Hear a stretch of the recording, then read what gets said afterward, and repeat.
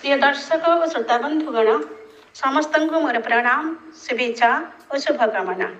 आज मु श्रीमती विभासिनी पट्टनायक आलुपड़ा घाट टांगी जड़े जनाशुना सुसाहित्यिक कवि सौरभ कैलाश चंद्र बेहेरा सृजनी नहीं आसी एक सुंदर मान छुआ गीति कविता जार शीर्षक हो गुरुवंदना।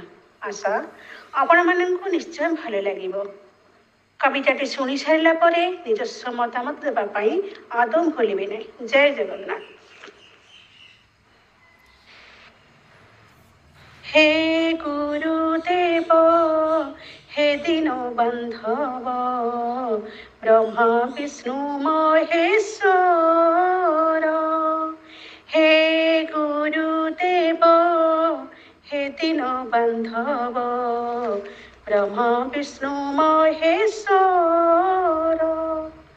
भक्ति चित्तरे करुछि दायिनी भक्ति चित्तरे करुछि दायिनी मगु हरि घेना कर।